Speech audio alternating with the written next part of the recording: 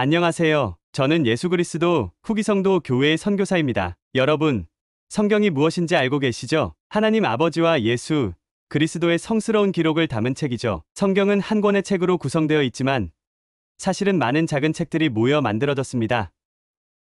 바이블이라는 단어는 작은 도서관을 의미합니다. 성경을 구성하고 있는 책들은 각각 하나님의 사랑과 하나님의 계획에 대해 가르치죠. 신약 성경의 첫 4권, 성경의 두 번째 부분은 종종 복음서로 언급됩니다. 이 네 권의 책은 하나님의 아들 예수 그리스도의 삶과 성역을 기록하는데 초점이 맞춰져 있습니다. 하지만 여러분, 성경의 또 다른 책도 그 범주에 포함되어야 할 수도 있다는 것을 알고 있나요?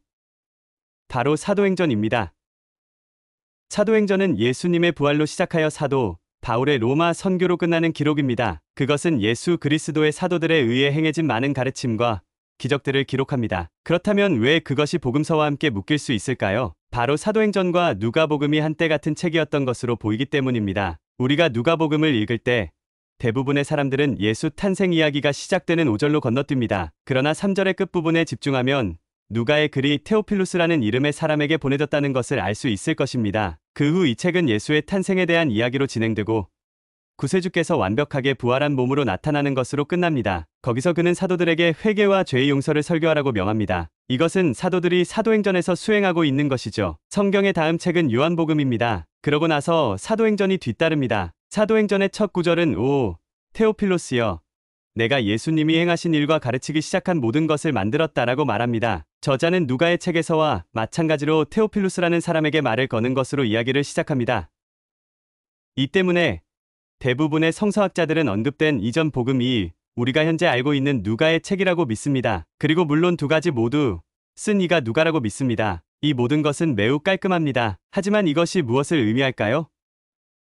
이것은 이 두 책이 함께라는 것을 의미합니다. 함께, 이 두 책은 진실을 증거합니다. 이것들은 예수가 그리스도이시며 그의 교회가 어떻게 생겼는지에 대한 증거를 제공합니다. 최근에 저는 이 책들이 쓰인 순서대로 읽으려고 하고 있습니다. 그래서 저는 누가복음 한 장부터 읽기 시작했어요. 그리고 사도행전 28장 31절로 읽기를 마쳤죠. 결과는 어땠을까요?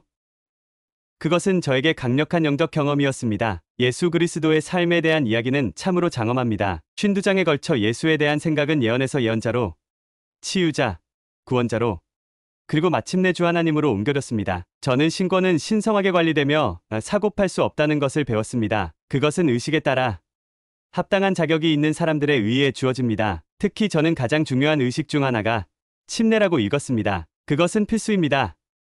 우리는 침례를 통해 하나님을 믿고 그분의 말씀을 따르겠다는 성약을 맺습니다. 우리가 그리 한다면 하나님은 우리에게 축복을 주실 것을 약속합니다. 하지만 그것은 합당한 권세로 이루어져야 하며 또한 성신의 은사가 뒤따라야 합니다. 성신의 은사는 하나님께서 그렇게 귀중한 선물을 주도록 허락하신 분들의 손을 대는 것으로 확인되거나 주어집니다. 예수님뿐만 아니라 그의 사도들이 행했던 모든 기적들은 놀라웠습니다. 마지막으로 예수님이 지구에 계실 때 그분의 제자들을 얼마나 사랑하고 지지하셨는지 강하게 느낄 수 있었습니다. 그분이 지구에서 죽음 이후에도 계속해서 그의 제자들을 도우셨던 것을 보면 알 수 있습니다. 누가와 사도들은 그가 육체적으로 우리 곁에 서 있지 않을 때에도 하나님은 항상 우리와 함께 하신다는 증언을 했습니다. 우리는 결코 혼자가 아닙니다. 선교사로서 하나님께서 항상 우리를 돕고 계심을 알 수 있어서 좋았습니다. 그분은 여전히 복음을 전하는 일을 돕고 계십니다. 예수 그리스도의 복음을 나누는 것은 하나님의 일입니다. 그리고 그분은 우리 모두를 도와줄 거라는 걸 압니다. 이 글을 읽는 모든 사람들에게 누가복음과